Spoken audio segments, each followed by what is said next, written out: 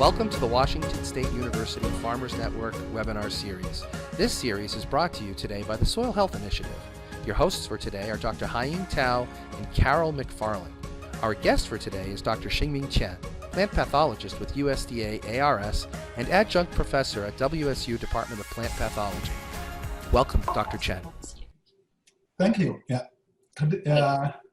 Welcome, everybody. Today I'd like to talk to you about strep rust of wheat and also barley. So on wheat and barley, there are three rusts. Namely stem rust, leaf rust, and strep rust. In the Pacific Northwest, strep rust is the most important. These three rusts caused by three different species of closely related fungi. There's a strep rust caused by the Puccinia strepiformis, leaf rust caused by Puccinia triticina, and the stem rust caused by Puccinia graminis. So these three rusts, even they are very similar, but they are quite different because they are different diseases. The reason for that is because three rusts require different environment conditions for the pathogen to infect wheat and also barley crops. So strep rust are like a lower temperature among these three rusts. Usually is when the lower rust, the warmer winter and a little bit warmer early spring, but need to be cool later spring and cool summer to make strep rust develop fast. So therefore, we almost every year we have a strep rust problem in the Pacific Northwest. On the other hand, stem rust is an occasional disease in this area because stem rust pathogen, they have a very different life cycle.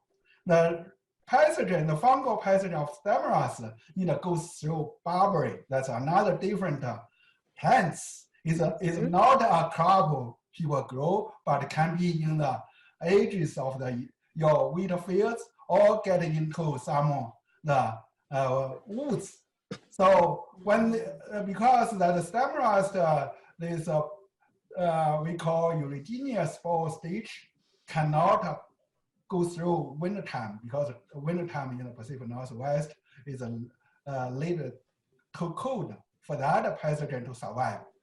So therefore, they have this another stage of the pathogen we call the tilia stage. That is a black-colored rust pustules on the leaves, stems of the crop.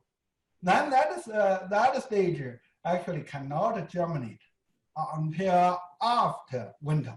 So get into the spring, this the stem rust tilia spores germinate from the stalks. Then wind or blow to barberry to infect barberry.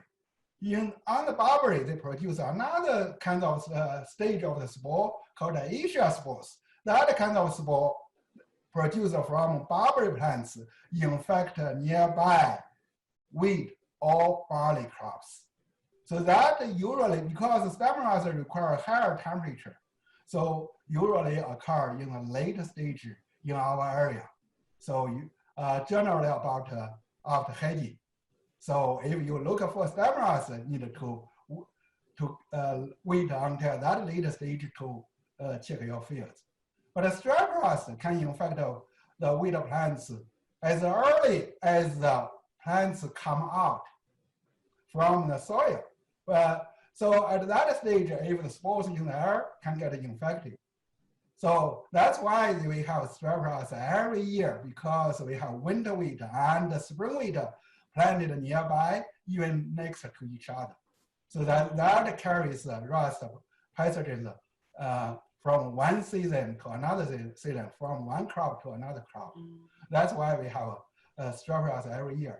Leaf rust is the environmental requirement, especially for temperature, is between strep rust and stem rust, usually in the middle season. And This is because leaf rust usually follows strep rust. That chemicals also can control leaf rust, but usually not control stem rust because after spray the fungicide for control strep rust on wheat or barley will be too early for stem rust. That's the reason this stem rust is a little harder to control if occur, but not occur every year like a strep rust. So that's why this in this area, strep rust is a #1 rust, or we can see #1 disease in this area. The reason for that, strep rust, even that's in the early season, you can spot one or few leaves infected, but later on, this rust produces continue to produce spores. When the weather conditions, especially when we have moist conditions, dew formation on the leaves, and the temperature in the right range, this strep rust can continue to infect plants to cause a big damage on the crop. So that's why our program is focused on strep rust. Thank you for sharing that, Dr. Chen. Something that caught my attention was you said barberry as this alternate host for leaf rust. Is that correct? Stem rust. Stem rust. Okay. Sorry, soil scientist. But so for stem rust, how close is nearby? You use the term nearby, and I guess I'm wondering how far does this do rust travel? Generally, that's actually early study determined about 2 kilometers. Wow. Yeah. That's pretty robust. The wheat fields close to barberry, that's within 2 kilometers. That's easy to get an infection. Thank you. You're welcome. Can I ask you about stripe rust for this season and what we can expect?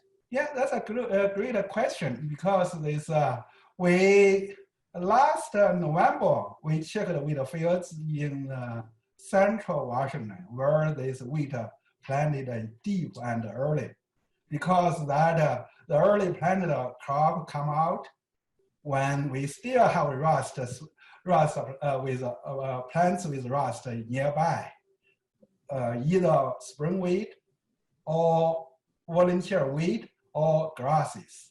So therefore, this spore can infect early planted winter wheat. So last November, we found was 3 fields, 1 field in Lincoln County and 2 fields in Douglas County was easily to find strep rust. Then this February 24th, we checked these fields again. We do find strep rust in that Lincoln field, but was not able to spot rust in Douglas County.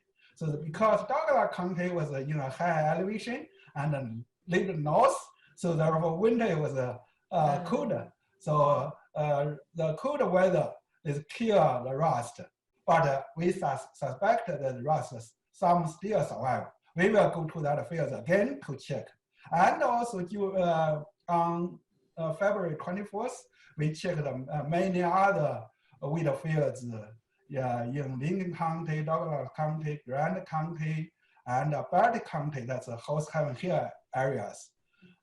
We did not see any rusts in the commercial fields yet, except that Lincoln County. That was a commercial field. Then, but we do see strep rust in our experimental fields near Walla Walla, in the Walla Walla County. So that is a susceptible variety we planted to catch rust early.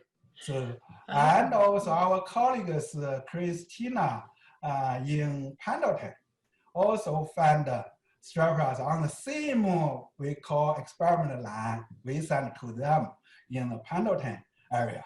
So therefore, strep rust has been survived winter very well, especially in the Walla Walla area and northeast Oregon. So we expected the rust continue this increase in this area. So we made a forecast in first week of March, send that forecast to people. We predict the strep rust will be in the severe category.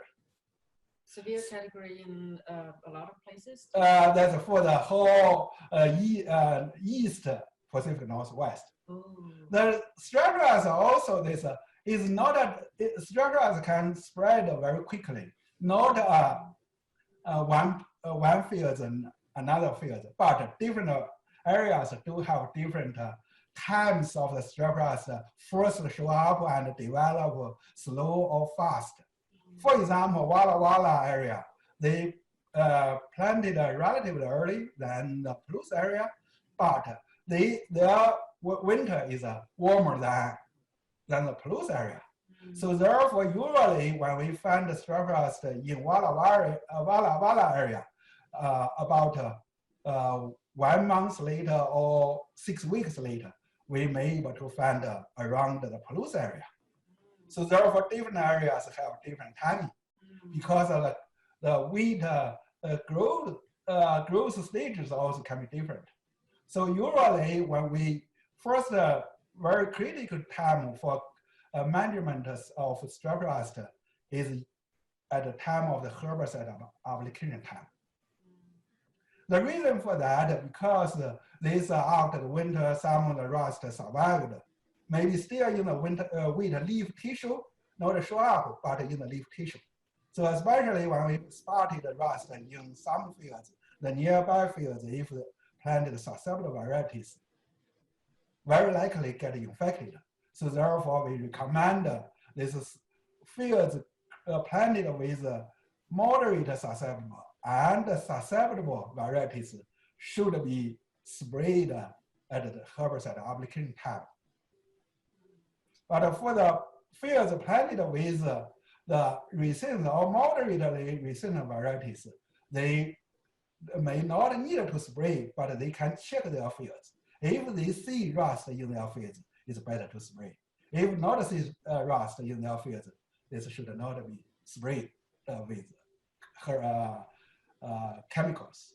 The reason for that herbicide timing for application of fungicide to control strep rust because at that time, people can mix the fungicide together with herbicide, just do one application without the extra cost of another time of the herbicide, fungicide application.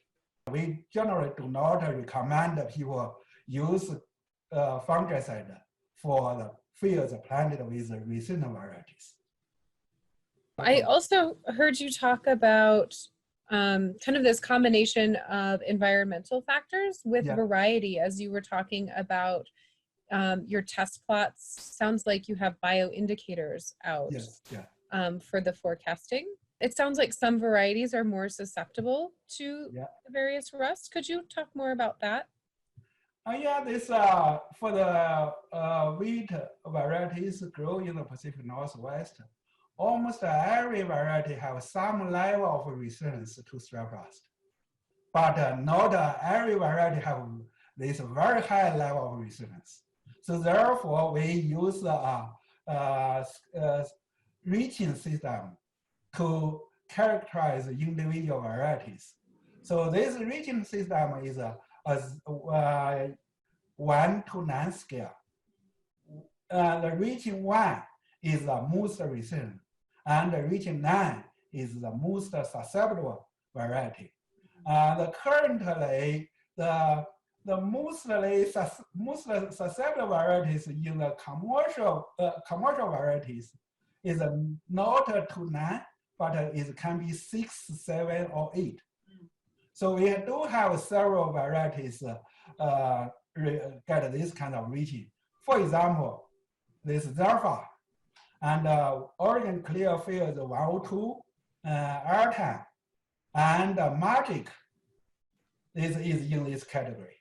This is just a few of these varieties is in that category, need a spray. And Okay. many other varieties can be very highly resistant or that's moderately resistant. Highly resistant winter wheat, for example, like Manson, and also Bria, Northwest 533. These three varieties is in the highest resistant category.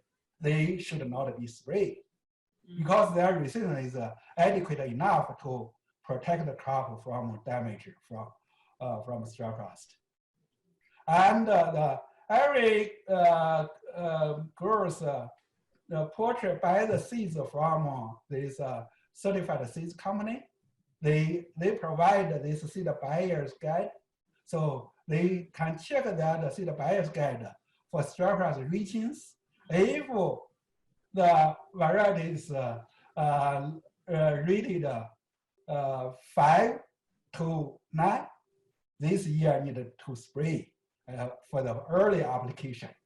If these varieties that are rated 1 to 3, should not spray. And 4, that is a little bit magic. That's growers need to check their fields.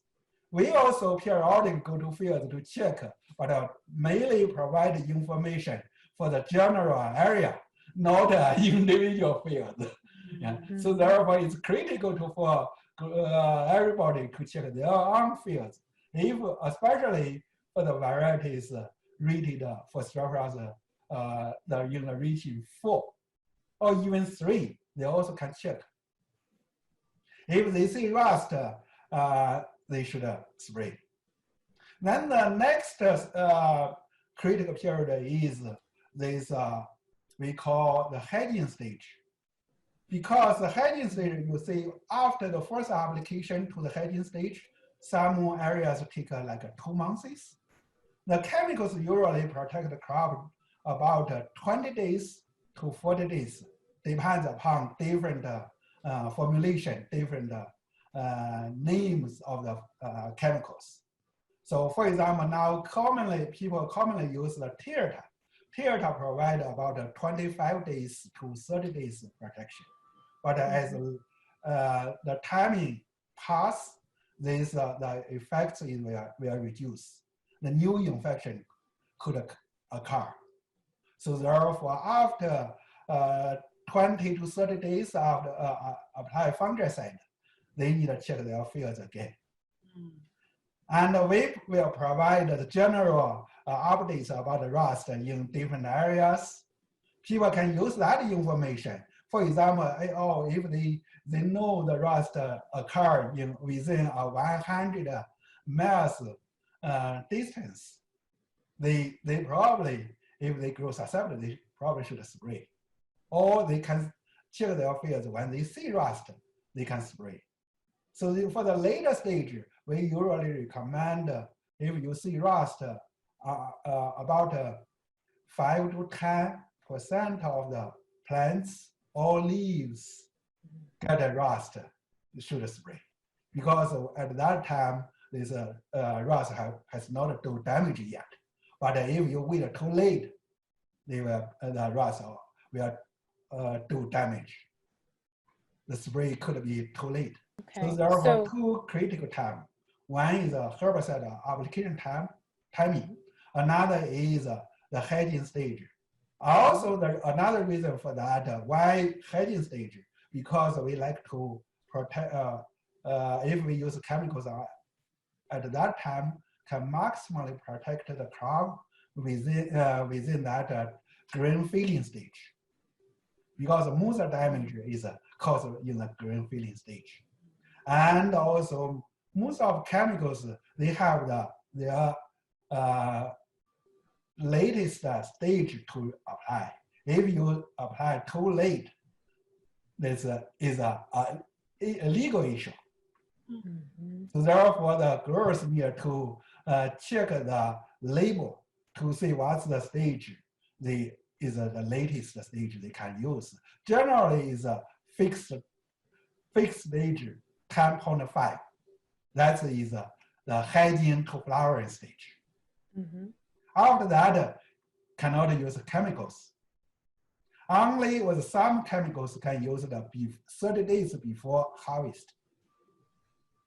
Generally, that's when weather gets warmer after flowering stage, and also because many of the varieties have the type of resistance we call high temperature adult plant resistance. That this type of resistance usually are more effective in the later stage when weather becomes warmer and the plants grow older. So, so I'm hearing you say that growers should be watching for stripe rust with mild winters and cold springs. Yeah. Especially around the Walla Walla area tends to be some of the worst right places now, it comes yes, out. that's actually some fields after we send out that prediction and updates, the girls already sprayed. Oh, okay. Yeah. So the first spray, and then Lincoln County. I heard you say Lincoln County right now. Yeah. And I heard you talk about some of the more susceptible varieties. So if they've Yes. got a rating of sometimes 4, but more the 5 to 9 is more Yeah. susceptible. 5 to 9, that's we And they consider should be spray this year. And growers should be considering tank mixing for rust control. Yeah. With their That's in the herbicide early application stage. in the Yeah. early stage. Yeah. And then from 20 to 40 days after that, they should be looking again for Yes. that rust appearing at the heading stage. Yeah. The reason for that, if you control the rust in your fields, that's only control that field. Stripe rust is an airborne pathogen. So the spores from other area, from other fields can blow to your fields later on. So when pass the fungicide protection period, plants will get the pathogen again and get infected again. So everyone should spray for stripe rust at the same time. And then that's actually depends upon the crop growth stage and how severe the rust. This is a little bit complicated issue when people need to make several decisions. First decision, in the early time, herbicide application time, they need to make a decision whether they should spray or not. Use the guidance of the susceptible, moderate susceptible, and susceptible varieties as a guidance. And I think I heard you say 5 to 10% of leaf or plant infection in the field is kind of the level that people should be looking for. Yeah, that we call the threshold. Mm-hmm. Yeah. The threshold. But sometimes we see, we may not necessarily for the early stage, we may not necessarily wait to that threshold, because if we see rust is going to be severe and already occur in the surrounding areas, even they do not see rust in their fields, it's better to spray because they are going to apply herbicide, right? Mm-hmm. So after herbicide application, if you spray, yes, you can spray, but I need to have another cost involved. Mm-hmm. That's called application cost. It sounds like there might also be a community resistance piece or a community protection piece. So if more people are controlling for rust, and then that reduces the presence. Currently, that's in the past that was an issue. There's certain areas, even they see rust in their fields, they do not spray because if the crop is not very good, the harvest, especially in that dry land, the yield about 30 to 40 bushes. If the crop is very, very poor after a cold winter, they saw rust, they did not spray because the cost at about 15 years ago, the chemical cost is much more than today. Mm-hmm. In the past, it was even like this commonly used chemical tiert. At that time, cost about $10 only for the chemical. for 1 week apply for 1 acre. Plus application costs about $15 to $20. Now the chemical is this same chemical now is much cheaper. Only cost about $2 to $3 to spray for 1 acre. So now actually this growers is tend to use more chemical. But our recommendation is you only use chemical when needed. That is the susceptible, moderate susceptible varieties, and the rust is already developed in the area. Is there just one product that is recommended, or is there a few different choices for products? And how do people make products? If we talk about names, that's many names, more than 40 chemical names, trade names people can select from. But for chemical wise, that's mainly about 2 or 3 different chemicals. We call 2 or 3 different modes of action. So therefore, you see, Pyrita is a triazole chemical, and headline follicle is another strobilurine chemical. These are 2 different. So therefore, people can select from different chemicals, and also now the best chemical that we test in our program, like Pyrita XL and Trivapro. Especially Pyrita XL is a combination of propiconazole and strobilurine. And Trivapro is actually a combination of 3 chemicals. So works very well, but currently these 2 chemicals, especially Trivapro, is more expensive. That's another consideration people need to choose.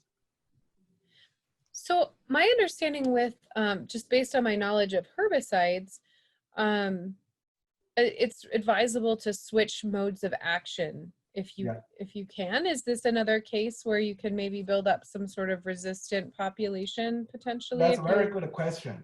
Yeah, rust is also can mutate to become a little more insensitive or resistance or tolerance to chemicals.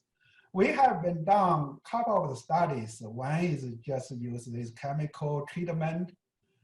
We do see the difference among the rust isolates. Some isolates is more sensitive, other isolates less sensitive. Also, this the chemical, especially this propiconazole chemical, this is in the category demethylation inhibitor category. We call GMI chemical.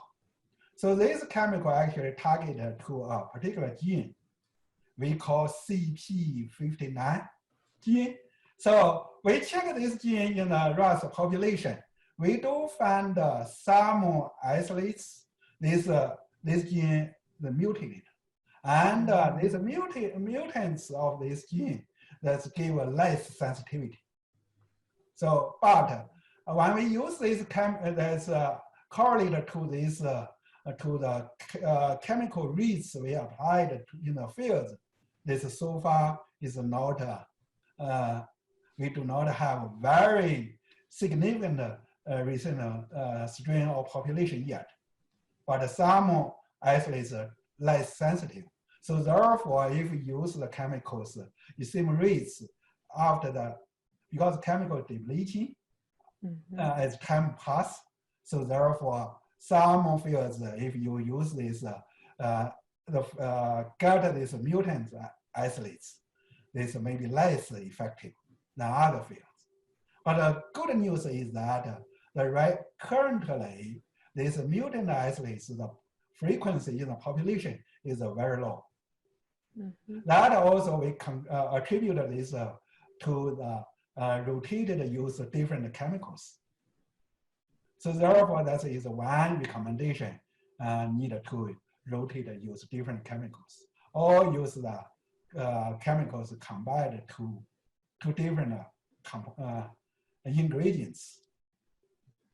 Okay, like we continue monitoring the pathogen population for identify more resistant strains.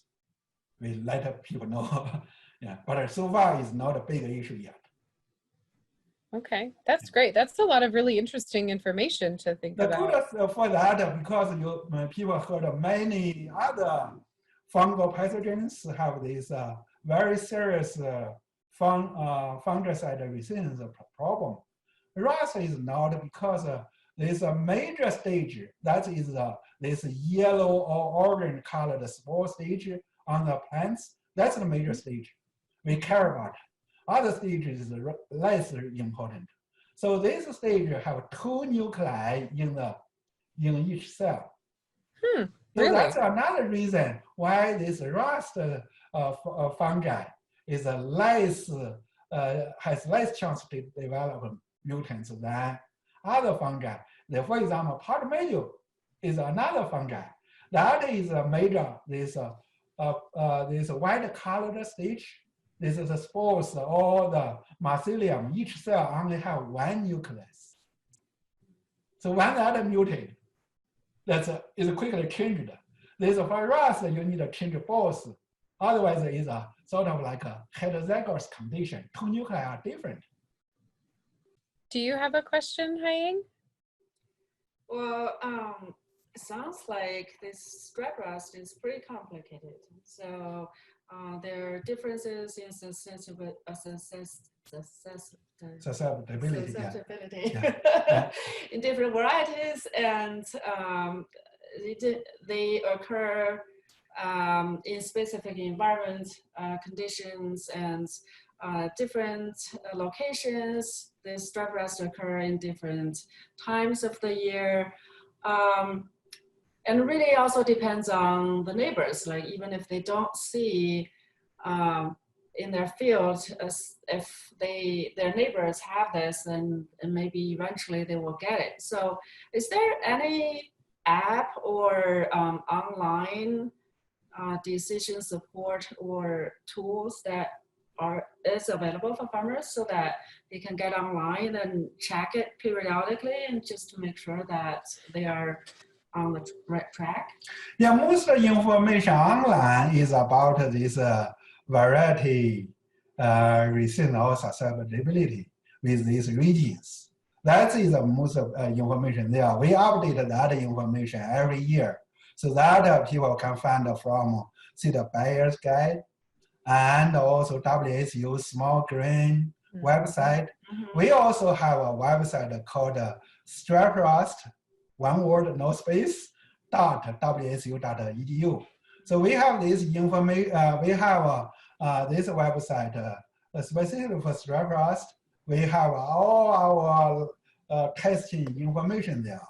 And particularly, not only for these regions 1 to 9 scale, we also test the major varieties with fungicide sprayed and not sprayed to give information to compare. If you spray, how much yield you get.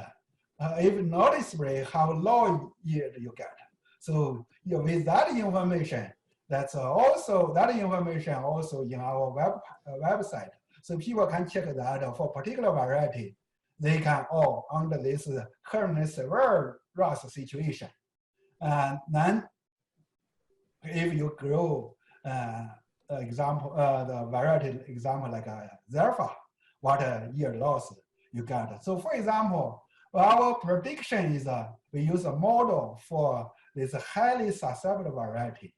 The current prediction for that highly susceptible variety, nobody grew, only we grow for experimental purpose, is we are likely to have a year loss about 48%. Now, Wow. how that translated into commercially grown varieties? The most commercially grown susceptible varieties like Zerfa, Airtime is about half of that much. So therefore, about 24% year loss. If they don't spray at all. If they do not spray at all. So if in the Walla Walla area and the Palouse area, because this winter wheat yield is very high, there's a range from 100%, 100 bushes to 160 bushes per acre, you see that big difference. Yeah, that can add So up that really is quickly. another information. Another that we periodically update, send this update. We also attach some general recommendations. So this information we send to the growers and to actually send it through email to the whole group. People can distribute it to the growers also. So, and we also keep this information in our StrapRust website. So they can check that also. They can give send me an email or give me a call. Oh, I grew this variety in this place. Do I need to spray? And sometimes we go to that particular field to look at. So they can. Oh, sorry, Haiying, you should go. Yeah. And to answer your question, do we, for example, we had in the past, we had we call expert system.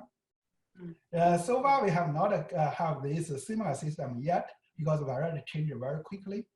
So therefore, there's for example, in that model, the system, if you type variety name, your location, you may see whether you the rust reactions, so forth, whether you spray or not. But that is we see structural variation is from varied greatly from year to year. A single recommendation is not working. So, for example, like last year, we generally do not recommend use chemicals except a few fields we know that's susceptible. Also, we know the rust occur in that fields. So we recommend use of fungicide. But mostly we did not recommend use fungicide last year because last year rust was low. But this year rust will be more than last year. So that's another situation. But yes, in the future, we can develop some similar system, or if rust predicted to be severe, you should do. Or not severe, in the low level, severe level, we also have extremely level, extremely severe level. Then on the different scenarios, people can use a computerized system. We are going to develop this system also. Great. But currently, we sort of like do from this different send out this the information, update the information, tell people how to do. Something that is coming up for me, we've been doing some of the work on soil health with outreach efforts in person. And we've been hearing from growers that they're really interested in supporting their soil biology. Yeah. Has there been any work done with the use of these, with the fungicides that are used to control or manage stripe rust or the other rusts, and the effects on other non-target microbes in the soil? These the currently labeled chemicals to control rusts and also control other foliar diseases like powder mildew and like this septoria. Septoria not a big problem in our area. Powder mildew sometimes can be a problem, especially under irrigation. So that kind of, so we generally see this currently the chemicals, foliar chemical is we apply on plants, the foliar application, control foliar diseases. Do very little on soluble pathogens. So for some pathogens, yes, they can use seed treatment. Like smarts is another different fungal pathogens. This kind of group of pathogen control very well use seed treatment with chemical treated seeds. That's a different chemical. For example, dividend now is very popularly used to treat seeds to control the smarts. That also can control some other soil-borne pathogens, but not very effective. So that means, on the other hand, the soil health condition does not have any impact on the severity of strep rust. That's not directly, but indirectly. That's why there's for example, we recommend not overly use nitrogen. And the reason for that is when you use more nitrogen, the plants, the canopy become very tense. When it becomes tense, you hold moisture longer, then produce this very inducive conditions for rust to infect. And also, we do not recommend excessive use of water under irrigation. So we recommend they just use adequate enough, not use too much.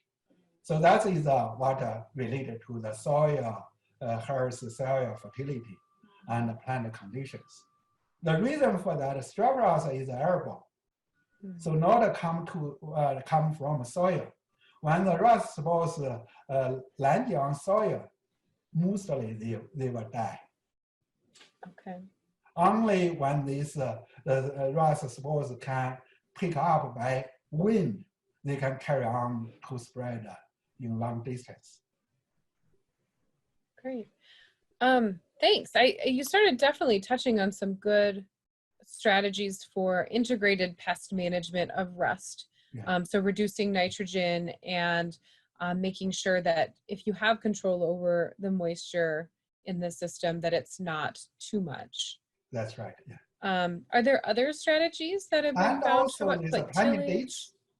dates. When you plant your crop, is also very important for strep rust management. You see in our area, we have winter wheat and spring wheat. So that's why the early planted winter wheat, very easy to catch rust. So that if you delay that planting, you reduce the chances of get this fall infection. But we usually do not recommend. We recommend you planting in your area at optimum time, because the yield is more important. The strep rust, you have other way to control. You either pick very resistant varieties, or later use fungicide. But yield, you can, if you plant too late, you do not have good yield. So you talked about if the canopy is too big and the crops are large, then the crops are more susceptible to the strep rust. Does seeding rate have anything? Oh yes, okay. The seeding rate is that's way related to strep rust, but we generally not recommend people use the lower seeding rate to reduce rust severity, because this you see rust is the favorable condition is moisture. Because tense crop hold the moisture longer, the dew on the plants longer. That's get more infection. So reduce rate, definitely you have this less tense crop. That you can have a slow development rust in your fields. But we do not recommend that, because that related, you will get the yield reduction by you reduce seed rate.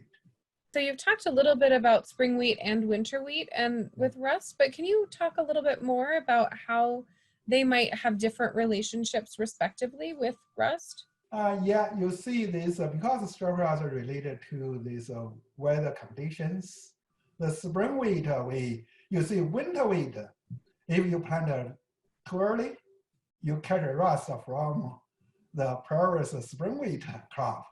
If spring wheat you plant too early, you may catch more of rust. You get more duration of the growth stage to be infected. And also this later planting, you may delay the or shorten the vulnerable period. But the problem is that you push your crop too late. Too late, you get this hot weather. It's not general and dry weather, generally not good for crop, right? So therefore, we still recommend the right time for planting your spring wheat. Right.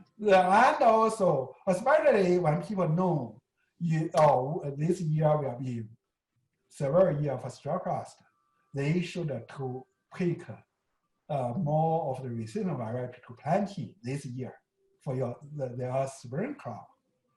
And several crops, for example, the Seahawk. Seahawk is one of the best straw rust resistant varieties. The reason for that, because that variety is a breeding program we collaborate with. They develop this variety, use particular two very effective resistant genes we call VAR5 and VAR15. Either of these genes is still effective against all the races we identified so far in the US. So two genes together, this make that variety is a rust-free. Doesn't matter how severe rust, that if you plant that variety should not spray for strap rust. But may have other problem as we talk about the leaf rust. We do find that variety is quite susceptible to leaf rust. Mm. So if you plant that early season, you do not need to worry about strap rust, but later season, you need to check for other diseases like leaf rust or stem rust. Yeah. That's great. Yeah, so it sounds like if somebody, it sounds like the fungicides that are used to control stripe rust, I'm still thinking about this, yeah. Or just the rust in general are fairly broad spectrum. Yes. So if somebody wanted to mitigate the impact on other maybe more positive, beneficial soil microorganisms, they would really want to consider looking at the resistant varieties of wheat. Yes. Yeah. For rust, so that they would not have to use the fungicide option. That's correct. Yeah. Yeah. Actually, that's we work with the breeding program, trying to develop more and more. We call have adequate level of resistance. You see the varieties I mentioned, Airtime, Zerpa, Clearfield 102. They all have some level of resistance, especially this we call high temperature daughter resistance. But the resistance level is low. When rust, especially when rust is severe under very conducive conditions, the resistance is not enough to protect the crop. So we need to get more and more new resistant variety. The susceptible variety should withdraw from the production. But currently, people even know this susceptible. Why they still grow that variety, especially for Zephyr, in the this intermediate level and dryland. They pick this variety because their yield the yield is still very high. They say, oh, I'd like to get that a few bushes more green. So I can spray with the fungicide. So that is for people to pick the varieties. They have so many considerations. First, yield and also quality, determine whether they can sell the grain or not, and also suitability for different environment. And now have another issue. Big concern is falling numbers. You see, so they need to see that, but they do need to find which one and have other options. So now people say, oh, I do not worry about the strapper very much. I can spray with chemicals. Before that is less option because the spray chemicals was too expensive. But now we see it's still quite expensive. If you grow 2,000 acres, if you use this herbicide timing spray, still cost you this several $1,000s, right? It's a big cost. So people do need to consider about that. And also for us, we need to continue work to develop good varieties to combine all the good trees without use chemicals. So we trying to reduce the chemical usage is now our working research goal. Yeah. I hear that's the goal of some different growers too. A little, I mean, depending on management. Actually, one of the things that I heard was that when there's more biomass on the plant, it might lead to more susceptibility to rust. You see, rust pathogen like these very healthy plants. That's why now when we grow plants in the greenhouse, do the rust test, we have to grow very healthy plants. If this plants is poorly grown, get less rust. So that's the idea. So therefore, you see, in the old days, when you have this low yield, that means this less dense canopy and less vigorous growth of crop, you have less rust. Now you have more rust because you use more fertile nitrogen.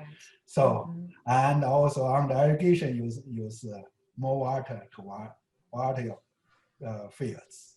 So this create the conditions more favorable. So I guess I was wondering if with the resistant varieties, if there was a phenotypic correlation where there might be less biomass put into the foliage. Yeah, one is biomass, and also this the plant structures is also very related to this rust development. For example, we used to have a spring wheat called Zak. Zak was caused some problem. The reason for that is one thing is some of the let's talk about other things. Let's see the plant structure. You see the leaves. Some variety have this from between leaves. These nodes is very short. So therefore, they tend to have this tens of leaf layers in the lower canopy or higher canopy. This is related. These are especially like this Zak variety. They in the early growing stage, they have very dense leaves in the fields. So that hold the moisture from the soil much longer. So very easy for rust to infect. It so sounds like that is another. You see, the leaves can be curved, can be erected. So the curved may hold leaves longer because the dew formed on these leaves not fall off the leaves. Also create conditions of rust infection. Yes, yeah, definitely. That's some of the characteristics related to the rust. Another thing we talk about the rust, the winter can kill rust, right? Winter also, when the colder temperature also can kill the plants. Right. So in reality, is the less winter hardy, the leaves above soil leaves is killed by cold temperature. That's remove the rust.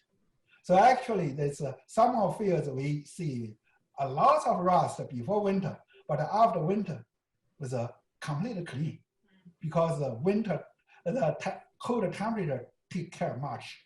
And generally, strep rust cannot survive under negative 15 degrees C. But if covered with snow, especially about 3 inches or more snows for a longer period, especially for that cold period, the rust can survive. So related to that plant structures, so we for the cold area, if the leaves can kill by winter kill, but still maintain very well for the meristem, crown, tissue, then later on they can develop later on. So that actually related to reduce rust. Nice. Yeah. Thank you. It's funny. I've been thinking about, I've worked on a project that also is organic management. It kind of sounds like the phenotypic, because, in organic, you want to have choose varieties that are more competitive with the weeds, so they have more plant tissue. So it sounds like those are not going to be the ones that are resistant to rust. Actually, that's now we face a challenge for control manage stress rust or rust in this organic production, because organic farming, they cannot all reduce the use of this fungicide. So that is a big issue now. So many of the fields, when they see rust, they do not have good way to control. So how to do that? The now only option is to pick as highly resistant varieties as possible. Then there's maybe in the future we can develop this biochemical. But generally, biochemical for control rust, the efficiency is very low, not as good as the chemical fungicides. So that is still a problem. Another problem similar to organic farming is the area for environment protection, especially around the streams, rivers. They protect that area, prohibited to use chemicals. Farmers do not have an option to, or very limited option to use chemicals. Okay. Wow. It sounds like, you've shared so much really great information about rust with us. There's a lot of, it sounds like there's a lot of factors that go into influencing the presence of rust and into management choices. And as always, it seems like with agriculture, there's plenty of trade-offs in those considerations. Yes, that's right.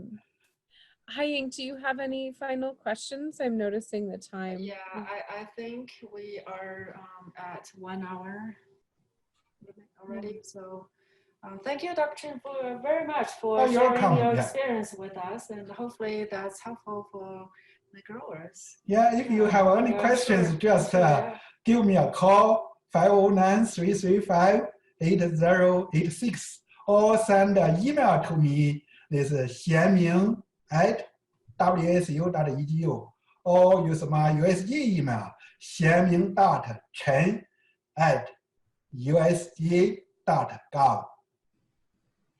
Wonderful. Thank you so much. Yeah.